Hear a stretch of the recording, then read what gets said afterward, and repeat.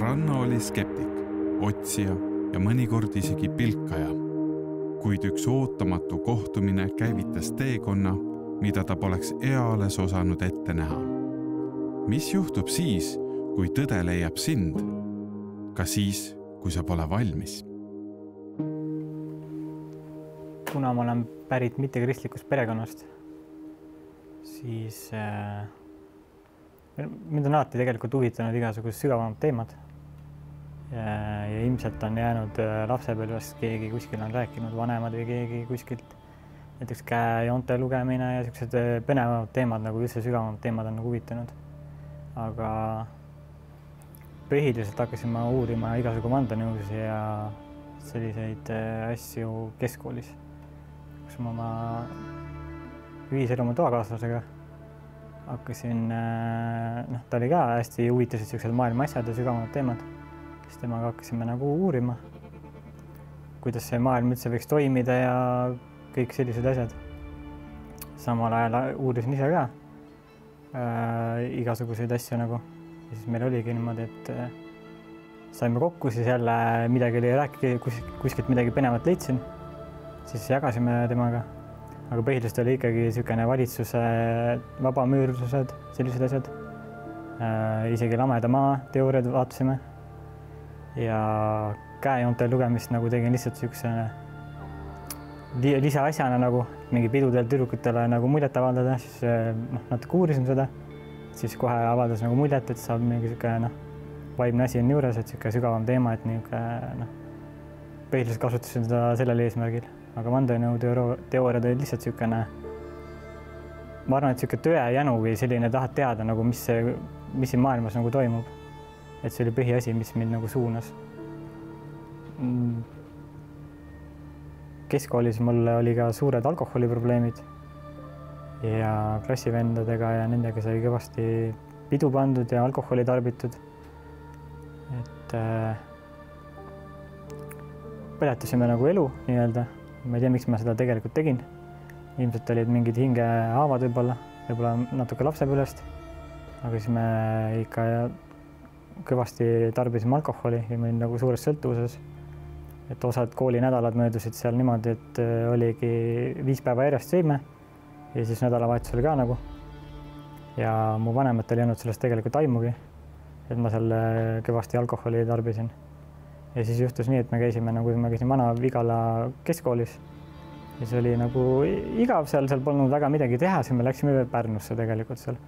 Ja siis juhtus niimoodi, et öösel jäin seal politseile vahele. Ma olin alaealine ja siis viidi kainastusmajja. Siis ma helistati mu vanematele.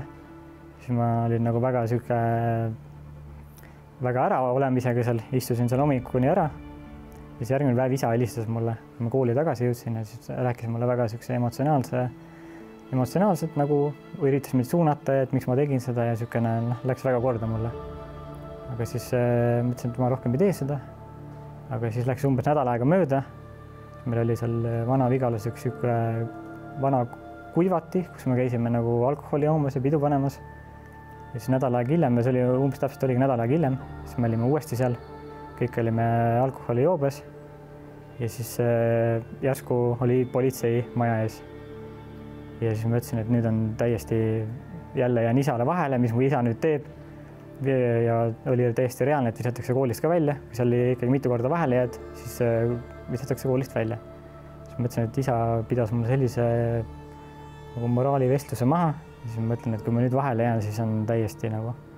Siis ma ka palvetasin, mul tuli meelde see, et lapsepõlves ma olin nagu palvetanud, kui midagi rasket on või kust ise nagu hakkama ei saa, siis ma palvetan. Ja siis ma palvetasin seal. Ja siis oligi, et kõik läksid peitu igale poole sinna majja. Politseiauto oli nagu maja ees. Siis ma mõtlesin, et mul tuli järsku peale palvet tuli selline see, et ma ei tohi sinna majja jääda. Et ma pean seda ära minema. Ja kuna see maja oli nagu selline hästi lai, siis politseiauto seisis nagu tee peal eemal. Siis ma sain nagu niimoodi kõrval uksest välja ja ma sain nagu maja tagant niimoodi ära joosta, et politsei mind ei näinud. Siis ma jooksin seal väga paks lumi oli selline talvel. Siis ma jooksin ühiselamusse, et mitte vahele jääda. Aga kui ma ühiselamusse juba läksin, siis seal komandandid olid hästi kurjad sellised. Ja siis oli juba info sinna jõudnud, et seal noored alaealised jäid vahele alkoholi joomisega, see oli umbes 15 minutit hiljem, kui ma ühiselamusse jõudsin. Ja et nad olid vahele jäänud ja siis komandant küsis mult, ega sina seal ei olnud, siis ma nagu valetasin talle, et ei, ma tulin raamatukogust. Ja siis läksin oma tuppa ära ja ma ei jäänud vahele. Ja peale seda ma sain aru, et mul anti üks võimalus veel, ma ei jää rohkem nagu lollustega ei tegele, rohkem alkoholi ei joo niimoodi. Ja ma tunnen, et sellel hetkel Jumal nagu tuli mulle hiljem meelde, kui ma sain päästetud, et Jumal nagu tuletas mulle selle meelde, et Jumal päästis mu selle ära, et mul kool saaks ilusti tehtud, et ma ei jääks vanematele nagu sellega vahele. Et mina, kes Jumalast ei tahtnud midagi kuulda, aga Jumal nagu vastas mu palvele seal. Et ma elasin nagu Jumalast nii kaugele, kui üldse sai elada tegelikult. Et Jumal vastas mu palvele seal. Mardiga ma kohtusin Keilas, kuna Mart tegeleb kinnisvaraga, siis ta renoveeris ühte korterit seal. Ja siis töötasin tol ajal 2 töö peal nagu ühes hotellis ja samal ajal tegelesin ka ehitusega.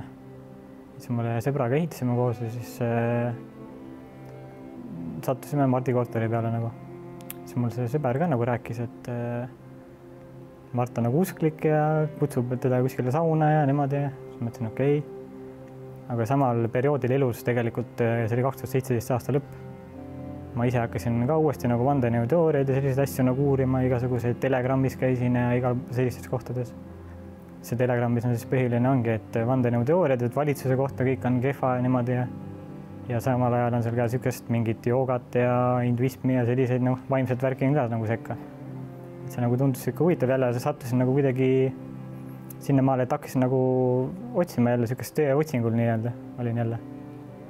Ja see juhtus siis samaaegselt, kui ma sain nagu Mardiga kokku seal ehitusobjektil. Ja see oli ka nagu, siis ma jõudsin ühe video juurde, mis mind nagu väga kõnetas. Ma vaatasin ühte lameda maa videot, aga seal pealkiri oli nagu selline, et inglise keeles nagu oli, aga eesti keele tõlgituna oli see nagu, et lame maa, et valitsus varjab Jumala olemasolu. Ja see nagu kristliku Jumala olemasolu.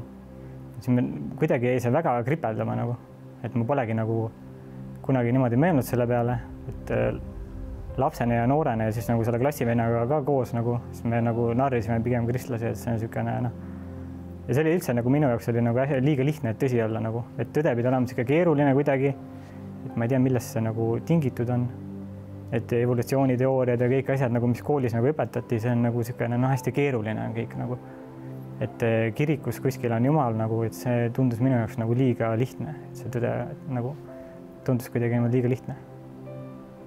Aga siis samal ajal ma hakkasin ise nagu jälle jõudsin selle video juurde, see jäi väga kripeldama mind ja see oligi umbes samal ajal, kui ma hakkasime Mardi korterit nagu remontima. Ja siis see sõber mulle rääkis, et ta on nagu usklik ja kristlane ja siis mind hakkas nagu kohe huvitama, mõtlesin, et järgmine kord, kui ma teda nägin, siis ma hakkasin ka mingid küsimused välja meelde, et ma täpselt ei mäleta, mis küsimused olid.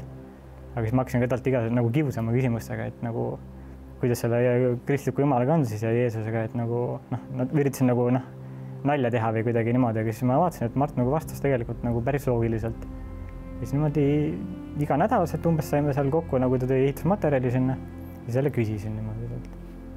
Ja siis vaatasin päris nagu mõistlik jutt tegelikult, et ma ei olegi kunagi niimoodi nagu teadnud, et kirikus niimoodi asjad on ja siis oligi niimoodi, et küsisin talt seal iga kord mingid küsimusi. Me tegime koostööd ühes ehitusprojektis. Oli üks korter, mida ma renoveerisin ja Ranno ühe teise poisiga olid seal abiks ja ehitasid. Ja Ranno oli selline hästi tagasihoidlik ja tasane, vaikne mees, aga hästi töökas. Ja selline esmamulje mul temast oligi. Aga kui teda nagu lähemalt natuke tundma õppida või mitte tundma, aga temaga vestelda, et siis ma sain aru, et temas on ka sellist väga suurt sügavust, et ta nagu tegeleb mingite asjadega väga põhjalikult, et see oli võib-olla Rannost esmamulje. Ma võtsin endale kunagi sellise põhimõtte, et kui ma uute inimestega vestlen ja kui see vestlus saab kesta natuke pikemalt, et siis ma nagu esimesel võimalusel katsun kuidagi ära mainida, et ma olen kristlane, mitte lihtsalt nagu kultuurikristlane, vaid usklik, et ma siiralt usun, et Jeesus on mu päästja. Ja ja Rannoga vesteldes ka ma nagu proovisin selle kohe selgeks teha, sellepärast et siis edasi juba sõltub temast, et mõni inimene tahab viia ruttu teema mujale ja siis see on fine. Ja mõni teine tahab siis selle teema kohta rohkem teada ja peale seda, kui ma olin öelnud, et Ranno rääkis enda elust natuke ja siis ta küsis minu käest ja mina rääkisin siis, millega mina tegelen ja et üks suur osa minu elust on kogudus ja Jumala riik, siis Rannot hakkas see väga huvitama ja ma sain aru, et Ranno on nagu pikemat aega juba tegelenud tegelikult selliste nagu eksistentsiaalsete otsingutega, et ta on uurinud siit ja sealt ja kolmandast kohast ja väga põhjalikult uurinud, aga et need uuringud on alati viinud nagu sellisesse tupikusse teda, et ta ei ole seda õiget teed veel üles leidnud ja võib-olla see oli siis üks asi, kus ma nagu tajusin, et kuna teda see nagu nii väga huvitas ka ja ta ei olnud varem usuga kokku puutunud ja ta ütles, et ta pole nagu kirikus käinud ega kogudustega kokku puutunud, et siis see oli see koht, kus ma tundsin, et ma saan olla selleks inimeseks sellel teekonnal võib-olla, kes talle seda osa siis tutvustab, sest et ma tean, et see ei ole tee, mis viib tupikusse. Ja nii meie suhtlus seal tolmusel ehitusplatsil nagu alguse sai. Päästepalve ma otsustasin teha peale seda, kui see hobuste ime oli sündinud minu jaoks, siis ma rääkisin seda Mardile. Siis meil oli niisugune pikem jutuajamine, siis ta lõpuks ütles, et kuule, rääkis nagu päästepalvest, et see on kristlastena teeme seda, et kui sa tahad oma elu Jumalale anda, tahad Jumalat järgida, siis me teeme päästepalve nagu, et siis me tegime seal, mäletan, me olime seal Keilas bussis, tema bussis nagu tegime seal päästepalve. Ja peale seda ma nägin ka 2 nägemust, mis Jumal kinnitas veel peale päästepalvet, et Jumal on nagu reaalne. Ja niisugused üleloomulikud unenäod, kus ma öösel nägin nagu seda, siis ma ei saanud nagu terve öö läbi magada ja niisugune nagu nii reaalne tundus, et Jumal just nagu kõnetas mind. Ja see oligi lühidalt see ühe nägemuse sisu oligi selline, et ma nägin, kuidas ma nagu elu labürindis olin ja ma tundsin, kuidas Jumala nagu jõudu hoidis mind nagu koos ja Jumal on nagu ma loonud. Siis ma vahepeal nägin, et nagu saatan tuli niimoodi ründama nagu, aga see oli nagu niisugune hästi väike asi, nagu niisugune keksimine. Et Jumala oli nagu nii palju suurem ja hoidis nagu, et juhtis mind läbi nagu elu. Et kui ma olen Jumalast kinni, siis Jumalaga on kõik hästi. Hetkel, kui ma sain nagu see oli siis, kui me Mardiga tegime päästepalve, et peale seda juhtus veel mul selline asi, et tegelikult mul olid need imed ka, ma räägin need ka ära. Et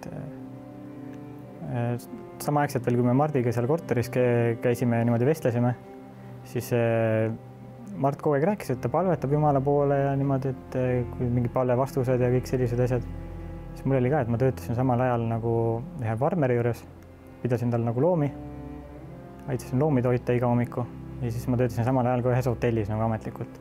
Ja seal hotellis oli niisugune kuri omanik nagu ja siis me olime kokku leppinud, et peame kell 9 saama kokku taga seal ja ma hommikul mõtlesin kella 8 aega, et lähen toidan loomad ära, lumi oli maas ja siis ma läksin nagu sinna, siis vaatasin, hobused olid jooksu pannud ja siis ma ajasin need hobused mööda küla taga nagu Kiilas jääli. Siis hobused olid jooksu pannud, olid niisugused metsikud hobused ja need nagu jooksid mööda küla ringi, autod sõitsid, siis ma mõtlesin, mida ma nüüd teen. Et ma ei jõua, ma jään tööle hiljaks sinna õigele tööle, nagu siis omanik on väga kuri, nagu ta oli kohe hakkas nagu sõimama. Siis mõtlesin, mida ma teen, siis mul tuli äkki meelde, et ma palvetan, et Mart ütles ka, et palveta. Ja siis ma palvetasin ja siis 10 sekundit hiljem umbes hobused ise jooksid mu juurde tagasi, tahtsid sealt väravast sisse saada. Siis ma mõtlesin, et oi, et Jumal nüüd vastas, et seda ei saa muud moodi seletada. Ajaga olen muidugi hakanud arvama, et mingid seletusi mõtlema sinna, aga too hetkel see nagu selge märk mulle, et Jumal kuulas mu palvet ja vastas.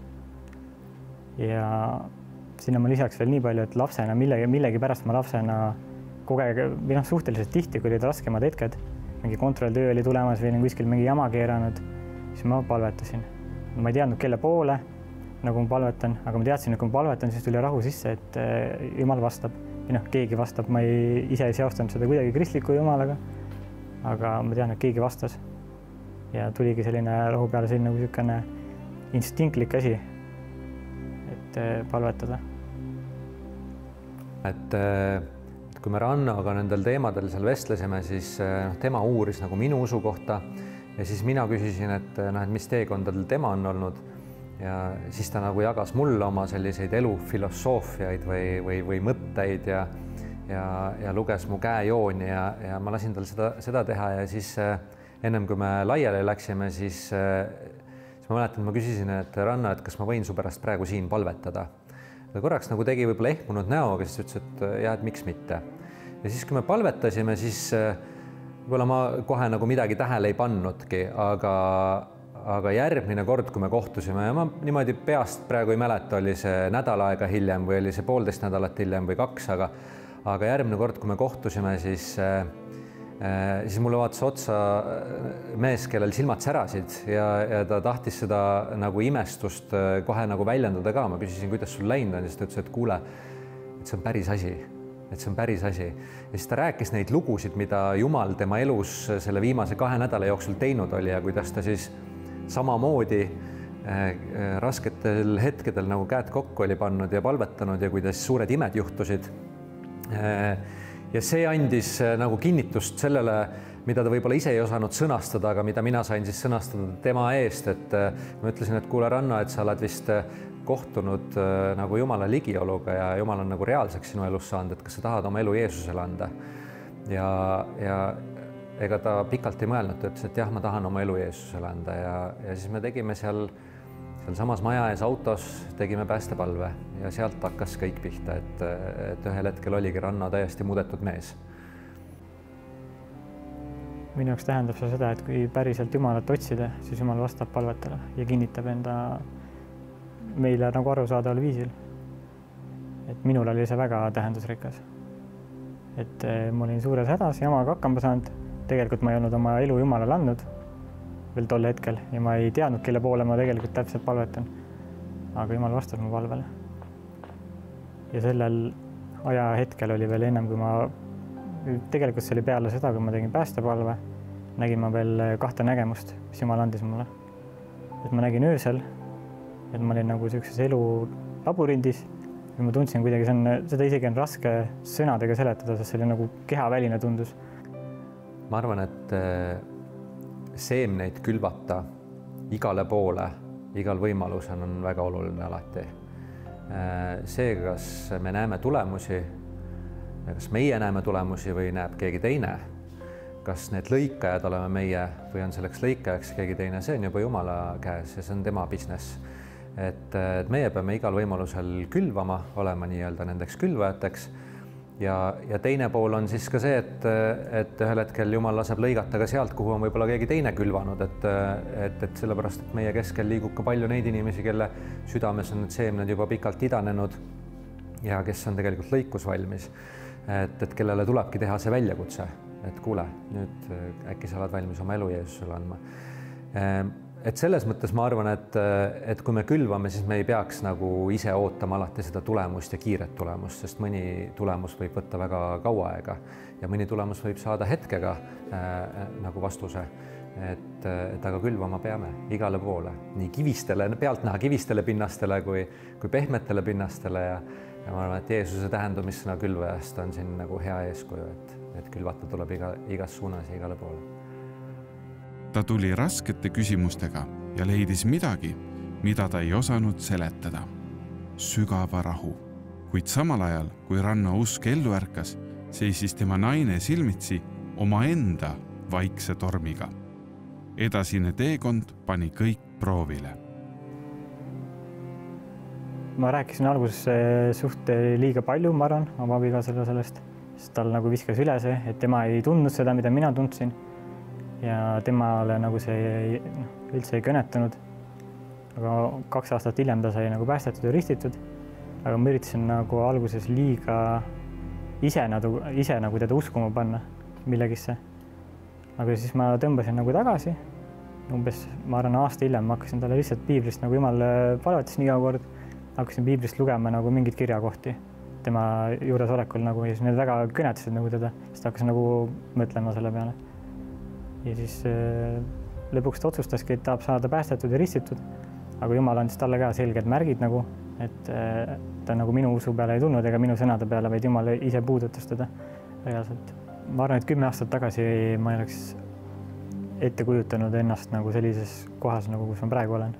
Et ma olen koguduse liige, et ma teen aktiivselt koguduses nagu tööd. Et ma olen abielus ka tegelikult, see on ka nagu Jumal pani, kui ma sain nagu ristitud, peale seda nagu Jumal pani südamele, et nüüd ma pean oma naisega nagu abielluma. Et aasta aega hiljem peale ristimist ma nagu abiellus oma naisega. Et abielu oli minu jaoks nagu see, et ma ei näinud sellele mingit vajadust. Et ma olen suhtes ja nii on ja kõik on nagu, ei ole vaja nagu, et abielu tundus sükene väga igav minu jaoks. Ja koguduse mõistes nagu, et ma koguduses olen, et see tundus minu jaoks nagu täiesti out, et see ei ole nagu võimalik, et ma kuskil koguduses käin ja midagi teen seal. Aga praegu olen ma väga tänulik Jumalale, et ma käin koguduses ja mul on koht, kus on nagu sõbrad, kes aitavad rasketel aegadel, et sellised sõprussuhteid ja üldse suhteid annab nagu mujal tiku ja tulega otsida, kui on koguduses. Et inimesed on sinu kõrval ja tingimusteta nagu armastavad. Ja Jumal on mind väga palju kasvatanud. Ma arvan, palju parem abikaasa, kui ma olin enne. Kui ma Jumalat tunnen, nagu siis ma üritan ka alati teha asju nii, nagu Jumal teeks. Ükskõik kellele siis oma abikaasale või lastele või teistele samamoodi. Et see on mind väga palju nagu muutnud. Tegelikult minu igatsus oleks, kui ma mõtlen nagu enda loole tagasi, et minu ellu oleks sattunud keegi, kes oleks võinud seda varem rääkida, nagu põhjalikult selgitada kristlikku elu, sest minu jaoks oli see nagu lapsepõlvest oli jäänudki, et sükene igav ja istud kirikupingis ja nagu sükene, mis kristlik elu tegelikult ei ole üldse selline.